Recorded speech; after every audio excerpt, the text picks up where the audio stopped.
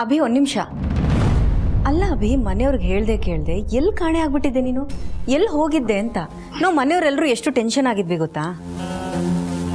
ಯಾಕೆ ಹೀಗೆ ಮಾಡಿದೆ ಅಭಿ? ನಮಗೆ ಅಂತ ಬೆಲೆ ಇಲ್ವಾ ಅಥವಾ ನಿನ್ನ ಮೇಲೆ ನನಗೆ ಪ್ರೀತಿ ಇಲ್ಲ ಅಂತ ಅಂದ್ಕೊಂಡಿದ್ಯಾ? ಛೇ, ಹಾಗೆಲ್ಲ ಏನಿಲ್ಲ. ಸುಮ್ಮನೆ ಹೀಗೆ ಕೆಲಸ ಇತ್ತು ಅಂತ ಆಚೆ ಹೋಗಿದ್ದೆ ಅಷ್ಟೇ. ಅಂತರ ಸುಮ್ಮನೆ ಹೀಗೆ ಅಂತ ತೇಲ್ಸಿ ಮಾತಾಡೋದಕ್ಕೆ ನನಗೆ ಇಷ್ಟ ಆಗ್ತಲ್ಲ. ನಿನ್ನ ಹತ್ರ ಇರೋ ವಿಷಯ ಹೇಳ್ಬಿಡ್ತೀನಿ. ನಾನು ಆ್ಯಕ್ಚುಲಿ ಚಂದ್ರಶೇಖರ್ ಅವ್ರ ಮನೆಗೆ ಹೋಗಿದ್ದೆ. ಅವೇ ಅಂಥವ್ರ ಮನೆಗೆ ನೀನು ಹೋಗಿದ್ಯಾ? ಹತ್ರ ಜಗತ್ತಲ್ಲಿ ಅಂಥವ್ರು ಇಂಥವ್ರು ಅಂತ ಇರೋದಿಲ್ಲ. ಒಳ್ಳೆಯವರು ಕೆಟ್ಟವರು ಅಂತ ಇರ್ತಾರೆ ಅಷ್ಟೇ. ಒಬ್ಬ ಒಳ್ಳೆ ಮನುಷ್ಯನ ತಪ್ಪಾಗಿ ತಿಳ್ಕೊಂಡು ಅವ್ರಿಗೆ ಅವಮಾನ ಕೊಟ್ಟು ನೋವು ಕೊಟ್ಟಿರ್ತೀವಲ್ಲ, ನಾವು ಮಾಡಿದ್ದ ತಪ್ಪು ಅಂತ ಗೊತ್ತಾದಾಗ ನೋವಾಗುತ್ತಲ್ಲ, ಅದು ಅವ್ರಿಗಾಗೋ ನೋವಿಗಿಂತ 10 ಪಟ್ಟು ಜಾಸ್ತಿ ಇರುತ್ತೆ. ಹೋಗಿ ಹೋಗಿ ನೀನು ಅಂಥವ್ರ ಮನೆಗೆ ಹೋಗೋದಾ? ಅಲ್ಲ, ನಿನ್ನ ಸ್ಟೇಟಸ್ ಏನು? ನೀನು ಏನಬಿ ಒಂದ್ಸಲ ಯೋಚನೆ ಮಾಡ್ಬೋದಿತ್ತಲ್ವಾ? ಹತ್ರ ನಾವುಗಳು ಈ ಸೂರ್ಯನ ಥರ ಇರಬೇಕು. ಸೂರ್ಯ ಇದನ್ನಲ್ಲ, ಅವನು ಜಗತ್ತಿಗೆ ಬೆಳಕನ್ನು ಯಾವ ಜಾಗ, ಯಾವ ಜನ, ಯಾವ ಜಾತಿ ಅಂತ ನೋಡದೆ ಒಂದೇ ಥರ ಕೊಡ್ತಾ ಇರ್ತಾನೆ. ಆದರೆ ನಾವೇ ಮನುಷ್ಯರು ಅಂತಸ್ತು, ಹೆಸರು, ಶಕ್ತಿ ಅಂತ ಗೋಡೆಗಳನ್ನ ಕಟ್ಕೊಂಡ್ಬಿಡ್ತೀವಿ. ಅಲ್ಲ ಅಭಿ, ನೀನು ಅಲ್ಲಿ ಹೋಗಿ ಬಂದು ತಪ್ಪು ಮಾಡಿದ್ಯಾ ಅಂತ ಹೇಳ್ತಿದ್ರು ವೇದಾಂತ ಮಾತಾಡಿ ಸಮರ್ಥನೆ ಮಾಡ್ಕೋತಿದ್ಯಲ್ಲ. ಸಮರ್ಥನೆ ಅಲ್ಲ ಅಂತ, ಅದು ಸಮಾಧಾನ. ನನ್ನಿಂದ ಒಬ್ರಿಗೆ ಅನ್ಯಾಯ ಆಗೋಯ್ತು ಅನ್ನೋ ಕೊರಗು ತುಂಬ ಕಾಡ್ತಾ ಇತ್ತು. ಅದಕ್ಕೆ ನಾನು ಹೋಗಿ ಅವ್ರ ಜೊತೆನೇ ಇದ್ದು ಅವ್ರಿಗೆ ಒಂದು ನೆಮ್ಮದಿ ಕೊಟ್ಟು ಒಂದು ಒಳ್ಳೆ ಕೆಲಸ ಮಾಡಿ ಬಂದಿದ್ದೀನಿ. ನಿನಗೆ ಅವ್ರ ಮೇಲೆ ಕೋಪ ಇತ್ತು ತಾನೆ? ಮತ್ತೆ ಹೇಗೆ ಅವ್ರ ಜೊತೆಲಿದ್ದೆ ನೀನು? ನನ್ನ ಏಜೆ ಅನ್ನೋ ಸತ್ಯ ಅವ್ರಿಗೆ ಗೊತ್ತಾಗದೇ ಇರೋ ಥರ ಇದ್ದೆ. ಎನಿವೆ, ಅವ್ರಿಗೊಂದು ಕೆಲಸದ ವ್ಯವಸ್ಥೆನೂ ಮಾಡಿಕೊಟ್ಟೆ. ಇನ್ನು ಅವ್ರು ನೆಮ್ಮದಿಯಾಗಿರ್ಬೋದು. ಅವ್ರ ನೆಮ್ಮದಿಲಿ ನಾನು ಖುಷಿ ಕಾಣ್ತೀನಿ. I am so happy. Abhi, Chandrashekar ನಿನ್ನ ಮಾವ ಅನ್ನೋ ಕಾರಣಕ್ಕೆ ನೀನು ಇಷ್ಟೆಲ್ಲ ಸಹಾಯ ಮಾಡಿದ್ಯಾ ಅಂತ ಜನ ಅಂದ್ಕೊಳ್ಳಲ್ವಾ ಹೇಳು? ನನಗೆ ಬೇಕೋ ಬೇಡವೋ, ನಾನು ಒಪ್ಪಲಿ ಬಿಡಲಿ, ಚಂದ್ರಶೇಖರ್ ಅವರು ನನ್ನ ಮಾವನೇ ಅಂತ. ಬಟ್ ನಾನಿವಾಗ ಇದನ್ನೆಲ್ಲ ಮಾಡಿದ್ದು ಅವ್ರು ನನ್ನ ಮಾವ ಅನ್ನೋ ಕಾರಣಕ್ಕಲ್ಲ. ಒಬ್ಬ ಸ್ವಾಭಿಮಾನ ಇರುವಂಥ ಪ್ರಾಮಾಣಿಕ ವ್ಯಕ್ತಿ, ಅವನ ವ್ಯಕ್ತಿತ್ವಕ್ಕೆ ಕಳಂಕ ಬರದೇ ಇರಲಿ, ಆ ವ್ಯಕ್ತಿಗೆ, ಅವನ ಕುಟುಂಬಕ್ಕೆ ಯಾವ ಕಷ್ಟನೂ ಬರದೇ ಇರಲಿ ಅಂತ ನಾನು ಸಹಾಯ ಮಾಡಿದ್ದು.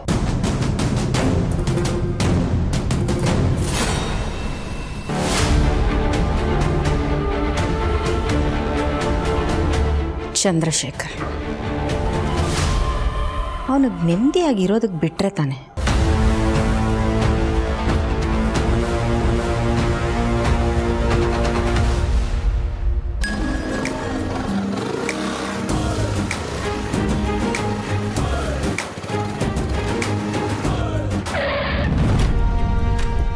ಬೆಳಗ್ಗೆನೆ ಇವನೊಬ್ಬ ಬಂದ. ಇವತ್ತಿನ ಕೆಲಸ ಆದ ಹಾಗೆ. ಏನಪ್ಪ, ಏನೋ ದೊಡ್ಡ ಕೆಲಸ ಸಿಕ್ತು, ಇನ್ನೊಂದು ದಿವಸದಲ್ಲಿ ನಿಮ್ಮ ಸಾಲ ಎಲ್ಲ ತೀರ್ಸ್ಬಿಡ್ತೀನಿ ಅಂದೆ. ಏನು ಬ್ಯಾಂಕ್ ಹೊರಟಿದ್ಯಾ ದುಡ್ಡು ಕೊಡೋಕ್ಕೆ? ಇಲ್ಲಪ್ಪ, ನಾನು ಹೇಳಿದ್ನಲ್ಲ ನಿನಗೆ ದುಡ್ಡು ಕೊಡ್ತೀನಿ ಅಂತ. ನಾನು ಬ್ಯಾಂಕಿಗೆ ಹೋಗ್ತಾ ಇಲ್ಲ, ಕೆಲ್ಸಕ್ಕೆ ಹೋಗ್ತಾ ಇದ್ದೀನಿ. ದಾರಿ ಬಿಡು. ಅಬ್ಬಾ ಯೋ, ಈ ವಯಸ್ಸಿಗೆ ಹಿಂಗೆ ಡೌ ಮಾಡ್ತೀಯಾ? ಇನ್ನು ಆ ವಯಸ್ಸಲ್ಲಿ ಎಂತೆಂಥ ಆಟ ಆಡಿರ್ಬೇಡ ನೀನು. ಯಾಕಪ್ಪ ಇಂಥ ಮಾತೆಲ್ಲ ಆಡ್ತೀಯ? ಏಜೆ ನೀನು ಅಳಿಯ, ಅದ್ರೊಳಗೂ ಕ್ಲೋಸ್ ಬೇರೆ, ನಿನಗೆ ಕೆಲಸ ಬೇರೆ ಕೊಡ್ಸೋನೆ. ಅವನ ಹತ್ರ ಹೇಳ್ಬಿಟ್ಟು ನಾನು ದುಡ್ಡು ಇಸ್ಕೊಳಕ್ಕೆ ಏನಯ್ಯ ರೋಗ ನಿನಗೆ? ಮಾತಿನ ಮೇಲೆ ನಿಗಾ ಇರಲಪ್ಪ, ಈಗೆಲ್ಲ ಸುಳ್ಳು ಹೇಳ್ಬಾರ್ದು. ನನಗೂ ಹೇಗೂ ಒಂದು ಕಾಲದಲ್ಲಿ ಸಂಬಂಧ ಇತ್ತು, ಹೌದು. ಆದರೆ ಇವಾಗ ಏನೂ ಇಲ್ಲ. ನನಗೆ ಕೆಲಸ ಕೊಡಿಸಿದ್ರು ಹೇಗೆ ಅಂತ ನಿನಗೆ ಯಾರು ಸುಳ್ಳು ಹೇಳಿದ್ದು? ಊರಿಗೆಲ್ಲ ಗೊತ್ತು, ಯಾಕೆ ನಿನ್ಗೆ ಗೊತ್ತಿಲ್ವಾ? ಸುಮ್ಮನೆ ಏನೇನೋ ಹೇಳಬಾರ್ದಪ್ಪ. ನನಗೆ ಕೆಲಸ ಕೊಡಿಸಿದವನು ನನ್ನ ಸಂಬಂಧಿಕರು ಹುಡುಗ. ಪ್ರೀತಿ ಸಲ್ಲೋದೆಲ್ಲ ಅವನಿಗೆ ಸಲ್ಲಬೇಕು. ಈ ಏಜೆ ಅನ್ನೋ ವ್ಯಕ್ತಿ ತಾನು ಮಾಡಿದ ತಪ್ಪನ್ನೆಲ್ಲ ಇನ್ನೊಬ್ರು ತಲೆ ಮೇಲೆ ಹಾಕೋದು, ಇನ್ನೊಬ್ರು ಮಾಡಿದ ಉಪಕಾರನೆಲ್ಲ ತಾನು ಮಾಡಿದೆ ಅಂತ ತೋರಿಸ್ಕೊಳ್ಳೋದು. ಛೀ, ಬಗ್ಗೆ ಮಾತಾಡೋದು ಬೇಡ ಇವಾಗ. ಅಲ್ಲ, ನೀನು ಅತ್ತಾಗ ಮಾಡು, ನಾನು ಚೂಟಾಗಿ ಮಾಡ್ತೀನಿ ಅಂತ ಹೇಳ್ಬಿಟ್ಟು ನೀವಿಬ್ರು ಆಟ ಆಡ್ತಾ ಇದ್ದೀರಾ? ಯೋ ಏಜೆ ನೀನು ಅಳಿಯ ಏನೋ, ಅದ್ರಲ್ಲಿ ಬೇರೆ ನಿನ್ನ ಕೆಲಸನೂ ಕೊಡ್ತಾನೆ. ಅಲ್ಲಯ್ಯ, ಅವ್ನಿಗೆ ಹೇಳ್ಬಿಟ್ಟು ನಾನು ದುಡ್ಡು ಸೆಟ್ಲ್ ಮಾಡ್ಸೋದಕ್ಕೆ ಏನಯ್ಯ ನಿನಗೆ? ಅವನಿಗೂ ನನಗೆ ಸಂಬಂಧ ಇಲ್ಲ ಅಂತ ಡೌ ಮಾಡಬೇಡ. ಏಯ್, ಮರ್ಯಾದೆಯಿಂದ ನಿನ್ನ ಅಳಿಯ ಏಜೆಗೆ ಹೇಳ್ಬಿಟ್ಟು ನಾನು ದುಡ್ಡನ್ನ ಸೆಟ್ಲ್ಮೆಂಟ್ ಮಾಡಿಸ್ತಾ ಇಲ್ಲ ಅಂದರೆ ಸೈಲೆಂಟಾಗಿ ನಿನ್ನ ಕತೆ ಮುಗಿಸ್ಬಿಟ್ಟು ಹೋಯ್ತಾ ಇರ್ತೀನಿ. ಅರ್ಥ ಆಯ್ತಾ? ಹಾಯ್ ಎತ್ತ ಗಾಡಿ.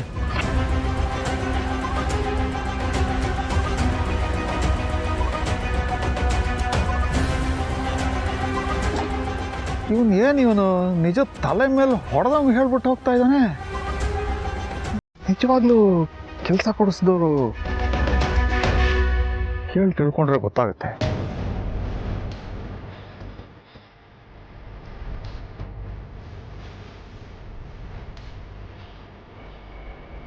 ಹಲೋ ಸರ್, ಕೆಲ್ಸಕ್ಕೆ ಸೇರಿದ ತಕ್ಷಣ ವಿಚಾರಣೆ ಮಾಡ್ತಾ ಇದ್ದೀನಿ ಅಂತ ಅನ್ಕೋಬೇಡಿ. ಒಂದು ಸಣ್ಣ ಇನ್ಫಾರ್ಮೇಶನ್ ಬೇಕಾಗಿತ್ತು. ನನಗೆ ಕೆಲಸ ಕೊಡಿಸಿದವರು ಎಜೆ ಅವರ. ಯಾಕೆ ಈ ರೀತಿ ಕೇಳ್ತಿದ್ದೀರಾ? ನೀವು ಯಾವ್ದು ಚಿಂತೆ ಮಾಡದೆ ಆರಾಮಾಗಿ ಕೆಲ್ಸಕ್ಕೆ ಬನ್ನಿ ಸರ್. ಸರ್ ದಯವಿಟ್ಟು ಇದೊಂದು ಪ್ರಶ್ನೆಗೆ ಉತ್ತರ ಕೊಡಿ. ನಿಮ್ಮನ್ನ ಕೆಲ್ಸಕ್ಕೆ ತಗೊಳಕ್ ರೆಕಮೆಂಡ್ ಮಾಡಿದ್ದು ಏಜೆ ಸರ್. ಈ ವಿಚಾರ ಯಾರಿಗೂ ಗೊತ್ತಾಗಬಾರ್ದು ಅಂತ ಹೇಳಿದ್ರು ಸರ್. ಅದರಲ್ಲೂ ನಿಮಗೂ ಗೊತ್ತಾಗಬಾರ್ದು ಅಂತ ಹೇಳಿದ್ರು. ಬಟ್ ಮನಸ್ಸನ್ನೇನು ಇಟ್ಕೋಬೇಡಿ ಸರ್. ನೀವು ಆರಾಮಾಗಿ ಕೆಲ್ಸಕ್ಕೆ ಬನ್ನಿ. ಕೆಲ್ಸಕ್ಕೆ ಬರಬೇಕಾ? ಆ ಎಜೆ ಅನ್ನೋ ವ್ಯಕ್ತಿಯಿಂದ ನಾನು ಅನುಭವಿಸಿರೋ ಅವಮಾನ, ನನ್ನ ಸಂಸಾರದವರು ಅನುಭವಿಸಿರೋ ನೋವು, ಇದೆಲ್ಲ ನಿಮ್ಗೆ ಹೇಗ್ರಿ ಗೊತ್ತಾಗಬೇಕು? ನಮ್ಮನ್ನು ನೋಡಿ ಮರ್ಯಾದೆ ಕೊಡ್ತಾ ಇದ್ದ ಜನಗಳೆಲ್ಲ ಇವಾಗ ಚೀತು ಅಂತ ಉಗಿಯೋ ಹಾಗಾಯ್ತು. ಭಿಕ್ಷೆ ಬೇಡ ಆದರೂ ಬದುಕ್ತೀನಿ, ಆದರೆ ಆ ಎಜೆ ಅನ್ನೋ ವ್ಯಕ್ತಿ ಕೊಡೋ ಭಿಕ್ಷೆ ಮಾತ್ರ ನನಗೆ ಬೇಡ. ಅಂಥವರಿಂದ ಅಮೃತ ಕುಡಿದ್ರೂ ಅದು ವಿಷ ಆಗತ್ತೆ. ನನಗೆ ನಿಮ್ಮ ಸಂಬಂಧನೂ ಬೇಡ, ನಿಮ್ಮ ಕೆಲಸನೂ ಬೇಡ. ಹಲೋ ಹಲೋ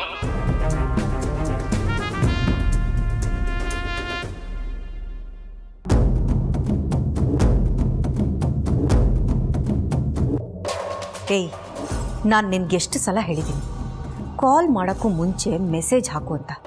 ನನ್ನ ಬಿಟ್ಟು ಫೋನ್ ಯಾರಾದರೂ ಬೇರೆ ನೋಡಿದಿದ್ರೆ? ಮೇಡಮ್, ನಿಮಗೆ ಗುಡ್ ನ್ಯೂಸ್ ಹೇಳೋಣ ಅಂತ ಫೋನ್ ಮಾಡಿದ್ದೀನಿ ಮೇಡಮ್. ಏನದು? ಮೇಡಮ್, ಚಂದ್ರಶೇಖರ್ ಸಿಕ್ಕಿದ್ದ. ಅವ್ನಿಗೆ ಮಾತನಾಡೇ ಬಿಟ್ಟಿದ್ದೀನಿ ಮೇಡಮ್. ನೀವು ದುಡ್ಡು ಕೊಡ್ತೀನಪ್ಪ ಅಂತ ಒಳ್ಳೆ ಸತ್ಯ ಹರಿಶ್ಚಂದ್ರನ್ ಥರ ಮಾತಾಡ್ದ. ಅಪ್ಪ, ನನಗೆ ಇದವೆಲ್ಲ ಬೇಡ, ನಮ್ಮ ದುಡ್ಡನ್ನ ನಾನು ಕೊಡು ಅಂತ ಹೇಳ್ಬಿಟ್ಟು ನಿಮ್ಮ ಏಜ್ ಹತ್ರ ಹೇಳ್ಬಿಟ್ಟು ಇಸ್ಕೊಡು ಅಂತ ಹೇಳಿದ್ದೀನಿ ಮೇಡಮ್. ಹೌದಾ? Very good. ಆಮೇಲೆ ಇನ್ನೇನು ಮೇಡಮ್, ಅವ್ನು ಮೊದಲೇ ಪ್ರಾಮಾಣಿಕ ಅಲ್ವಾ?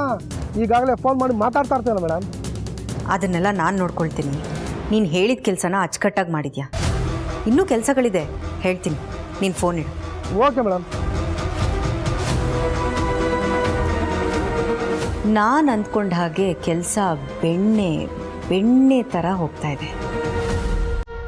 ಬೆಣ್ಣೆಗೆ ಕಾವು ಜಾಸ್ತಿ ಆಗ್ತಿದ್ದಂಗೆ ಕರಗ್ತಾ ಹೋಗುತ್ತೆ.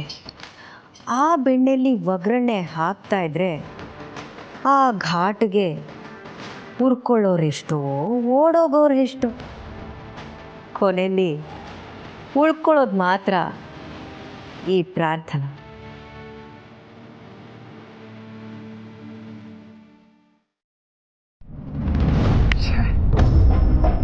ನನಗೆ ಈಗೆಲ್ಲ ಅರ್ಥ ಆಗ್ತಾ ಇದೆ. ನಾನು ಜೀವನದಲ್ಲಿ ನೋವು ಅನುಭವಿಸಿಲ್ಲ ಅಂದ್ಬಿಟ್ಟು ನನಗೆ ಮತ್ತೆ ನೋವು ಕೊಡಬೇಕಾ? ನಾನು ಮತ್ತೆ ಅವಮಾನ ಅನುಭವಿಸ್ಬೇಕಾ? ಅದಕ್ಕೆ ಇನ್ನೊಂದು ಕೆಲಸ ಕೊಡಿಸ್ತೀರಾ? ಇದನ್ನೆಲ್ಲ ನಾನು ಯಾಕೆ ಸಹಿಸ್ಕೊಂಡಿರ್ಬೇಕು? ಹಾಂ, ಯಾಕೆ ಸಹಿಸ್ಕೋಬೇಕು?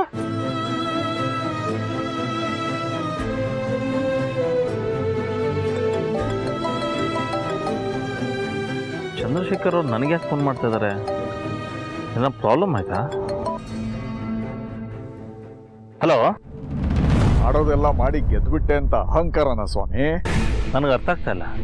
ಓ, ನಾಟಕ ಬೇರೆ ಕಲ್ತಿದ್ದೀರಾ? ನೋಡಿ, ನೀವು ನಿಮ್ಮನ್ನ ಭಾಳ ಬುದ್ಧಿವಂತರು ಅಂತ ಅನ್ಕೊಂಡಿರ್ಬೋದು, ಆದರೆ ನನಗೆ ನೀವು ಮಾಡೋ ಪ್ರತಿಯೊಂದು ಕೆಲಸನೂ ಗೊತ್ತಾಗುತ್ತೆ. ಅವಮಾನ ಮಾಡಿದ್ರಿ, ಸಹಿಸ್ಕೊಂಡೆ. ಅನ್ಯಾಯ ಮಾಡಿದ್ರಿ, ಸಹಿಸ್ಕೊಂಡೆ. ಆದರೆ ನಮ್ಮ ಜೊತೆಗೆ ಇದ್ರು ಮೋಸ ಮಾಡಿದ್ರಲ್ಲ, ಅದನ್ನು ಮಾತ್ರ ಸಹಿಸ್ಕೊಳ್ಳಲ್ಲ, ಕ್ಷಮಿಸೋದು ಇಲ್ಲ. ಯಾಕೆ ಈ ಥರ ಎಲ್ಲ ಮಾತಾಡ್ತಾ ಇದ್ದೀರಾ? ನಾನು ಏನು ಮಾಡಿದ್ದೀನಿ? ನಾನು ಮಾಡಿದ ತಪ್ಪು ಕ್ಷಮೆ ಕೇಳಿದ್ನಲ್ಲ. ಸುಳ್ಳು ಒಂದು ಸುಳ್ಳು ಸಂಭಾಳಿಸಕ್ಕೆ ಹೋಗಿ ಇನ್ನೊಂದು ಸುಳ್ಳು ಹೇಳ್ತೀರಾ, ಅದನ್ನು ನಿಭಾಯಿಸಕ್ಕೆ ಹೋಗಿ ಮತ್ತೊಂದು ಸುಳ್ಳು ಹೇಳ್ತೀರಾ, ಸುಳ್ಳಿನ ಸರಮಾಲೆನೇ ಹೇಳ್ತೀರಾ ಅಲ್ರಿ? ನೀವು ನನಗೆ ಕೆಲಸ ಕೊಡಿಸಿದ್ದು ಅಂತ ನನಗೆ ಗೊತ್ತಾಗಿಲ್ಲ ಅನ್ಕೊಂಡ್ರಾ? ನನಗೆ ನಿಮ್ಮ ಕೆಲಸ ಬೇಡ. ನೀವು ನಮ್ಮ ಮನೇಲಿ ಇಟ್ಟಿರೋ ದುಡ್ಡು ಬೇಡ. ದಯವಿಟ್ಟು ಆ ದುಡ್ಡನ್ನು ಫಸ್ಟು ಬಂದು ನಮ್ಮ ಮನೆಯಿಂದ ತೊಗೊಂಡು ಹೋಗ್ಬಿಡಿ. ಸಾಕು ನಿಮ್ಮ ಜೊತೆ ಸಂಬಂಧ. ದಯವಿಟ್ಟು ಸಮಾಧಾನ ಮಾಡಿಕೊಡಿ. ನಾ ಹೇಳ್ದನ್ನು ಕೇಳಿ. ನಾನು ನಿಮಗೆ ಮೋಸ ಮಾಡೋದಕ್ಕೆ ಅಂತೆಲ್ಲ ಮಾಡಿದ್ದು. ನಿಮ್ಗಾಗಿರೋ ಕಷ್ಟನ ಪರಿಹಾರ ಮಾಡೋದಕ್ಕೆ ಈ ಥರ ನಾಟಕ ಆಡಿದೆ ಅಷ್ಟೇ. ಓ ದೊಡ್ಡೋರ್ ಸ್ವಾಮಿ ನೀವು. ನಾಟಕ ಮಾಡಿದ್ರೂ ನಡೆಯುತ್ತೆ, ನಾಟಕ ಮಾಡದೆ ಸುಮ್ಮನೆ ಇದ್ರೂ ನಡೆಯುತ್ತೆ. ಆದರೆ ನಮ್ಮಂಥ ಬಡವರನ್ನ ಬಾವಿಗೆ ತಳ್ಳಿ ನಾಟಕ ನೋಡ್ತಿರಲ್ಲ, ಅದು ನಮಗೆ ಸಹಿಸ್ಕೊಳಕ್ಕಾಗಲ್ಲ. ಮೈಸೂರತ್ತೆ, ದೂರದ ಸಂಬಂಧಿ ಅತ್ತೆ, ನಿಮ್ಮನ್ನು ಇಟ್ಕೊಂಡು ನಾವು ತಲೆಯಲ್ಲಿ ಏನೇನು ಅದರ ಬಗ್ಗೆ ಯೋಚನೆ ಮಾಡೋಕ್ಕೂ ಅಸಹ್ಯ ಆಗುತ್ತೆ. ಪ್ಲೀಸ್ ನನ್ನ ಮಾತು ಕೇಳಿ. ನೋಡಿ, ಆ ಥರದಲ್ಲಿ ಆಡೋ ನಿಮ್ಮ ಯಾವ ಮಾತು ನಿಮ್ಮ ಸಮಸ್ಯೆಗಳನ್ನ ಬಗೆಹರಿಸಲ್ಲ. ಸಮಾಧಾನದಿಂದ ಯೋಚನೆ ಮಾಡಿ ನನ್ನ ಮಾತು ಕೇಳಿ. ಇನ್ನೂ ಏನ್ರಿ ಕೇಳಬೇಕು? ಇನ್ನೇನು ಕೇಳಬೇಕು? ಅಲ್ಲ, ನಿಮಗೆ ಅಷ್ಟು ಚಟ ಇದ್ರೆ ಹೋಗಿ ಜೂಜಾಡಿ, ಕುದುರೆ ಬಾಲಕ್ಕೆ ದುಡ್ಡು ಕಟ್ಟಿ. ನಮ್ಮಂಥವ್ರ ಭಾವನೆಗಳ ಮೇಲೆ ಮಾತ್ರ ಆಟ ಆಡಬೇಡಿ. ನಿಮ್ಮ ಕೆಲಸನೂ ಬೇಡ, ನಿಮ್ಮ ದುಡ್ಡು ಬೇಡ. ಚಂದ್ರಶೇಖರ ಮೋಸದಿಂದ ದುಡ್ಡು ನುಂಗಿದಾನೆ ಅನ್ನೋ ಪಟ್ಟದಿಂದ ಕೆಳಗಿಳಿದ್ರೆ ಸಾಕಾಗಿದೆ. ಇನ್ನೊಂದ್ಸಲ ಚಂದ್ರಶೇಖರ ಹಣ ಕದ್ದ ಅಂತ ನಮ್ಮ ಮನೆ ಮುಂದೆ ಗಲಾಟೆ ಮಾಡಬೇಕಾಗಿದ್ದಿಲ್ಲ. ನೀವು ಸಾಕು, ನಿಮ್ಮ ಸಂಬಂಧನೂ ಸಾಕು, ನಿಮ್ಮ ಕೆಲಸನೂ ಬೇಡ. ನಿಮಗೊಂದು ದೊಡ್ಡ ನಮಸ್ಕಾರ.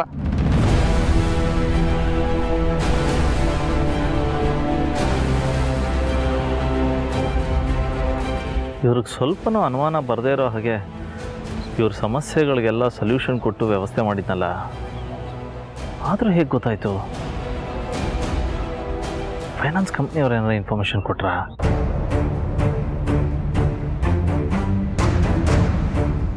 ಹಲೋ, ಒಂದು ಚಿಕ್ಕ ಇನ್ಫಾರ್ಮೇಷನ್ ಬೇಕಿತ್ತು. ಚಂದ್ರಶೇಖರ್ ಅವ್ರಿಗೆ ನಾನೇ ಕೆಲಸ ಕೊಡಿಸಿದ್ದು ಅಂತ ನೀವೇನಾರ ಹೇಳಿದ್ರ, ಅಥವಾ ನಿಮ್ಮ ಸ್ಟಾಫ್ ಯಾರಾದರೂ? ಅವರೇ ಸ್ವಲ್ಪ ಹೊತ್ತಿಗೆ ಮುಂಚೆ ಕಾಲ್ ಮಾಡಿ ಎಜೆ ಅವರೇ ಕೆಲಸ ಕೊಡ್ತಿದ್ದಲ್ವಾ, ನಿಜ ಹೇಳಿ ಅಂದರು. ವಿಧಿ ಇಲ್ಲದೆ ಹೌದು ಅನ್ಬೇಕಾಯ್ತು. Okay, thank you. ಇವರು ಹೇಳಿಲ್ಲ ಅಂದರೆ ಇವ್ರಿಗೆ ಹೇಗೆ ಗೊತ್ತಾಯಿತು? ಅಂತರಂಗೆ ಬಿಟ್ಟರೆ ಈ ವಿಷಯನ ಬೇರೆ ಯಾರಿಗೂ ಹೇಳಿರಲಿಲ್ಲ. ಅಂತರ ಏನಾರ ಹೇಳಲ್ಲ. ಇದ್ರ ಹಿಂದೆ ಅಂತರ ಏನಾರ ಇದ್ದಾಳ?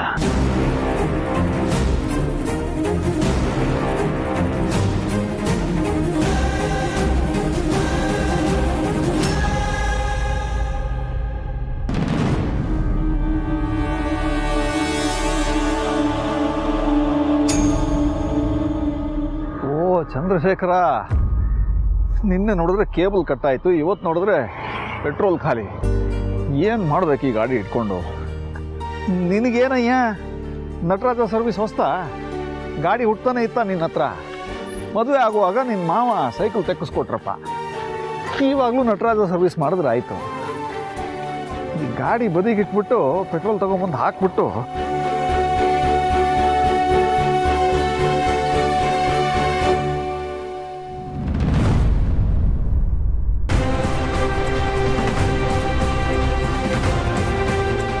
ನೋಡಿ ಇವ್ರೆ, ಜಾಗ ಬಿಡಿ, ನಾನು ಹೋಗ್ಬೇಕು.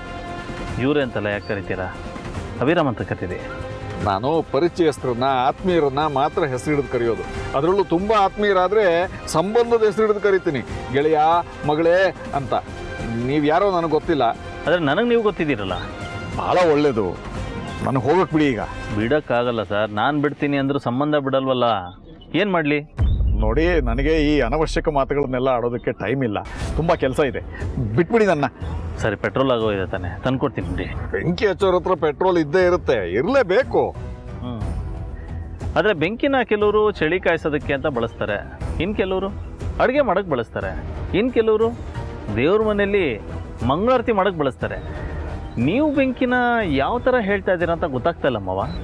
ಇಲ್ಲಿ ಯಾರು ಮಾವ ಇಲ್ಲ, ಮನೆ ಮನೆಗೆ ಹಚ್ಚೋ ಬೆಂಕಿ ಬಗ್ಗೆ ನಾನು ಮಾತಾಡ್ತಾ ಇರೋದು. ಹಾಂ. ಈ ಥಾಟು ನನಗೆ ಬರಲಿಲ್ಲ. ಯೂಶಲಿ ನಮ್ಮ ಥಾಟು ಯಾವ ಲೆವೆಲ್ಗೆ ಹೋಗುತ್ತೆ ಅದ್ರ ಮೇಲೆ ನಾವು ಒಳ್ಳೆಯವರ ಕೆಟ್ಟವ್ರು ಅಂತ ಡಿಸೈಡ್ ಮಾಡ್ತಾರೆ. ಬಟ್ ನನ್ನ ಥಾಟು ಅಡುಗೆ ಮನೆ, ದೇವ್ರ ಮನೇಲೇ ಎಂಡ್ ಆಗೋಯ್ತು. ಅಂದರೆ ಬೆಂಕಿ ಹಚ್ಚೋ ವಿಷಯ ನನ್ನ ಮನಸ್ಸಿಗೆ ಬಂದಿದೆ, ನಾನು ಮನೆ ಮುರುಕ ಅಂತ ಹೇಳ್ತಾ ಇದ್ದೆ. ಹೇಳಿ ಹೇಳಿ ಎಷ್ಟೋ ಹೇಳಿಸ್ಕೊಂಡಾಗಿದೆ, ಇನ್ನೂ ಏನೇನು ಹೇಳಿಸ್ಕೊಳ್ಳೋದಿದೆಯೋ ಪರವಾಗಿಲ್ಲ. ಆದರೆ ನನಗೆ ಮೊದಲು ದಾರಿ ಬಿಡಿ, ಹೋಗ್ಬಿಡ್ತೀನಿ ನಾನು. ಮಾವ, ಪೆಟ್ರೋಲ್ ತಾನೆ, ನಾನು ತಂದು ಕೊಡ್ತೀನಿ ಬಿಡಿ. ಮತ್ತೆ ನಮ್ಮ ಮನೆ ಮೇಲೆ ಪೆಟ್ರೋಲ್ ಸುರ್ಕೊಳ್ಳೋ ಹಾಗೆ ಆಗಬಾರ್ದು. ದಾರಿ ಬಿಡಿ, ನನ್ನ ಕೆಲಸ ಇತ್ತು, ಬಿಡ್ರಿ ನನ್ನ ಪಾಡಿಗೆ ನನ್ನನ್ನು. ಸರಿ ಬಿಡಿ, ನಿಮಗೆ ಬೇಡದೆ ಇರೋದು ನನಗೆ ಯಾಕೆ? ನಾನು ನಡ್ಕೊಂಡೇ ಬರ್ತೀನಿ, ಆರಾಮಾಗಿ ಮಾತಾಡ್ಕೊಂಡು ಹೋಗೋಣ. ನನ್ನ ಜೊತೆ ಯಾಕ್ರಿ ಬರ್ತಾ ಇದ್ದೀರಾ? ಅವ ಪ್ಲೀಸ್ ಪ್ಲೀಸ್, ನಾನು ತಪ್ಪು ಮಾಡಿದ್ದೀನಿ ನೋಡಿ. ನಾನು ಮಾಡಿರೋ ತಪ್ಪನ್ನು ಸರಿ ಮಾಡ್ಕೊಳ್ಳೋದಕ್ಕೆ ಒದ್ದಾಡ್ತಾ ಇದ್ದೀನಿ. ನಿಮ್ಮ ಮನಸ್ಸಲ್ಲಿ ನನ್ನ ಬಗ್ಗೆ ಇಷ್ಟು ಕೆಟ್ಟ ಆಲೋಚನೆ ಇಟ್ಕೊಂಡು ದ್ವೇಷಿಸ್ಬೇಡಿ. ಏನೋ ಅಚಾತುರ್ಯ ನಡೆದೋಯ್ತು, ಸಮರ್ಥಿಸ್ಕೋತಾ ಇಲ್ಲ. ತಪ್ಪು ಮಾಡಿದ್ದೀನಿ, ಕ್ಷಮಿಸಿ ಅಂತ ಕೇಳ್ತಾ ಇದ್ದೀನಿ. ಪ್ಲೀಸ್ ಅರ್ಥ ಮಾಡ್ಕೊಳ್ಳಿ.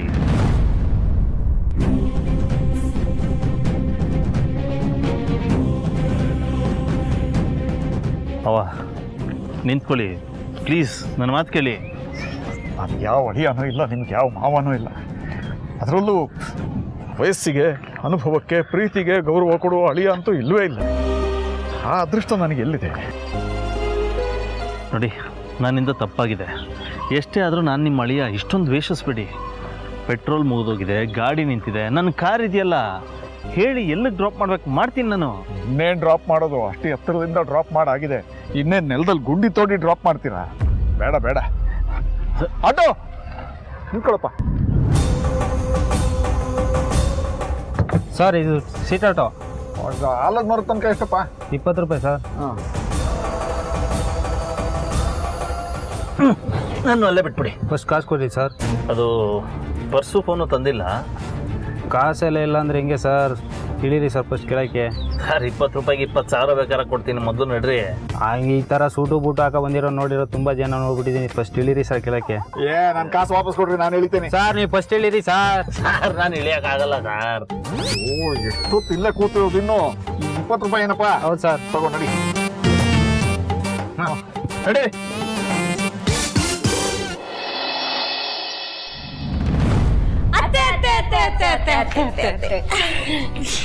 ಯಾಕೆ ನೀವಿಬ್ರು ಈ ತರ ಓಡ್ ಬರ್ತಿದ್ದೀರಾ? ಏನಾಯ್ತು? ಇನ್ನೇನಾಗ್ಬೇಕತ್ತೆ? ಲೈಫಲ್ಲಿ ಇಷ್ಟೆಲ್ಲ ಆದ್ರೂ ಇಷ್ಟೇನಾ ಅನ್ನೋ ಲೆವೆಲ್ಗೆ ಬಂದಿದ್ದೀವಿ. ಅದೇನೋ ಹೇಳ್ತಾರಲ್ಲ, ದಿನ ಸಾವಿಗೆ ಯಾರು ಹೇಳ್ತಾರೆ ಅಂತ. ನಮ್ಮ ಲೈಫಲ್ಲೂ ಪ್ರಾಬ್ಲಮ್ಸ್ ಬಂತು ಹೋಯ್ತು, ಹಾಗಂತ ಖುಷಿನ ಬಿಟ್ಕೊಡಕ್ಕಾಗತ್ತಾ? ಸೊ ಇವಾಗ ಖುಷಿ ವಿಷಯ ಹೇಳಕ್ ಬಂದಿದ್ದೀರಾ ಅಂತ ಅನ್ಸುತ್ತೆ. ಏನ್ ವಿಷಯ? ಚೆ ಹೇಳೋದಕ್ಕೆ ಬಂದಿಲ್ಲ, ಕೇಳೋಣ ಅಂತ ಬಂದಿದ್ದೀವಿ. ಸರು, ಇವಾಗ ನೋಡು, ಕುತ್ಕೊಂಡು ಮಾತಾಡೋಕ್ಕೆ ಟೈಮ್ ಇಲ್ಲ, ನಂಗೆ ತುಂಬ ಕೆಲಸ ಇದೆ. ಆಮೇಲೆ ಎಲ್ಲ ಕೆಲಸ ಮುಗಿಸಿ ಆರಾಮಾಗಿ ಕುತ್ಕೊಂಡು ಹರಟೆ ಹೊಡೋಣ, ಓಕೆನಾ? ಹರಟೆ ಹೊಡೆಯೋಂಥ ವಿಷಯನೂ ಅಲ್ಲ, ತಲೆ ಹರಟೆ ಮಾಡೋಂಥ ವಿಷಯನೂ ಅಲ್ವೇ ಅಲ್ಲ. ಮತ್ತೇನು? ಉಡುಗೊರೆ ವಿಷಯ ಅಂದ್ರೆ ಗಿಫ್ಟಾ? ಹೌದು ಅತ್ತೆ, ಗಿಫ್ಟೇ. ನಾಳೆ ನಮ್ಮ ಕಂಪ್ನಿದು ಸಿಲ್ವರ್ ಜುಬ್ಲಿ ಫಂಕ್ಷನ್ ಇದೆಯಲ್ಲ, ಆ ವಿಷಯ ನಿಮ್ಗೂ ಗೊತ್ತಿದೆ. ಸೊ ನಮ್ಮ ಕಂಪ್ನಿ ಸಿಲ್ವರ್ ಜುಬ್ಲಿ ಫಂಕ್ಷನ್ ಅಲ್ಲಿ ನಮ್ಮ ಕಂಪ್ನಿ ಓಡ್ತೀಯ, ನೀವು ಕಂಪ್ನಿ ಒಡೆಯಾಗಿರೋ ಏಜ್ಗೆ ಏನ್ ಗಿಫ್ಟ್ ಕೊಡ್ಬೇಕು ಅಂತ ಅನ್ಕೊಂಡಿದ್ದೀರಾ? ನನ್ನೇ ನಾನು ಅವ್ರಿಗೆ ಗಿಫ್ಟ್ ಆಗಿ ಕೊಟ್ಟಿದ್ದೀನಿ, ಅದಕ್ಕೂ ಮೀರಿ ಇನ್ನೇನು ಗಿಫ್ಟ್ ಕೊಡೋಕ್ಕಾಗತ್ತೆ? ಹಾಗಂತ ಎಲ್ಲರೂ ಹೇಳ್ತಾರೆ, ಜಾರ್ಕೋತಾರೆ. ನೀವೇನು ಸ್ಪೆಷಲ್ ಉಡುಗೊರೆ ಕೊಡ್ತಿದ್ದೀರಾ ಅಂತ ಹೇಳಿ. ಸರು, ಜನ್ಮ ಅನ್ನೋದು ತಂದೆ ತಾಯಿ ಕೊಡೋ ಉಡುಗೊರೆ, ನೀರು ಗಾಳಿ ಅನ್ನೋದು ಪ್ರಕೃತಿ ಕೊಡೋ ಉಡುಗೊರೆ, ನಂಬಿಕೆ ಅನ್ನೋದು ಸ್ನೇಹದಿಂದ ಬರೋ ಉಡುಗೊರೆ, ತಾಯ್ತನ ಅನ್ನೋದು ಮಕ್ಕಳಿಂದ ಸಿಗೋ ಉಡುಗೊರೆ, ಮಮತೆ ವಾತ್ಸಲ್ಯ ಸಂಬಂಧ ಕೊಡೋ ಉಡುಗೊರೆ, ಇಡೀ ಜೀವನದಲ್ಲಿ ಆ ದೇವರು ನಮಗೆ ಜೀವನಾನ ಕೊಟ್ಟಿರೋ ಉಡುಗೊರೆ, ಈ ಜೀವನದಲ್ಲಿ ಪ್ರೀತಿ ಅನ್ನೋದು ಸಂಗಾತಿ ಮಾತ್ರ ಕೊಡೋ ಉಡುಗೊರೆ.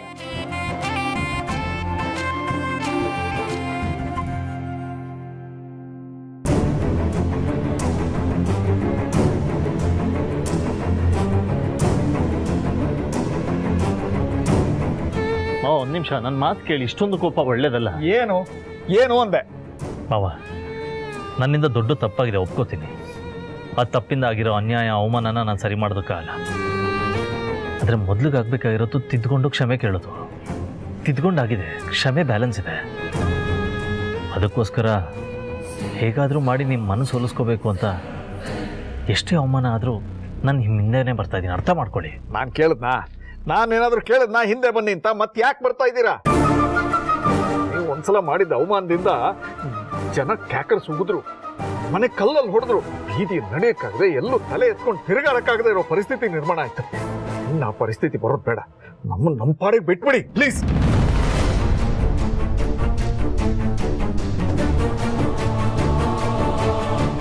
ಅಯ್ಯೋ ಅಳಿಯಂದ್ರು, ಅಳಿಯಂದ್ರೆ ಕೈ ಮುಗಿತೀನಿ, ದಯವಿಟ್ಟು ಬೇಜಾರು ಮಾಡ್ಕೊಳ್ಬೇಡಿ. ನಾನು ಬೇಜಾರು ಮಾಡ್ಕೊಂಡಿದ್ದೀನಿ, ನಾನೇನು ಅಂದ್ಕೊಂಡಿದ್ದೀನಿ ಅನ್ನೋದಕ್ಕಿಂತ ಮುಖ್ಯವಾಗಿ ನೀವು ಅಂದ್ಕೊಂಡಿರೋದನ್ನು ಬಿಡೋದು. ನಾನೊಂದು ಪ್ರಶ್ನೆ ಕೇಳ್ತೀನಿ. ಅವತ್ತು ನಿಮ್ಮ ಮನೆ ಮುಂದೆ ಬಂದು ನಾನು ಅಷ್ಟೆಲ್ಲ ಜಗಳ ಆಡಿದ್ನಲ್ಲ, ಈ ಕೆಲಸ ನಾನು ಮಾಡಿಲ್ಲ ಅಂತ ಯಾಕೆ ಹೇಳಿಲ್ಲ, ಯಾಕೆ ಒಪ್ಕೊಂಡ್ರಿ? ಅವತ್ತು ನಾವು ಒಪ್ಕೊಳ್ಳೋದು ಬದಲು ಸಾಯೋದೇ ಮೇಲು ಅಂತ ನಿರ್ಧಾರ ಮಾಡಿಬಿಟ್ಟಿದ್ವಿ.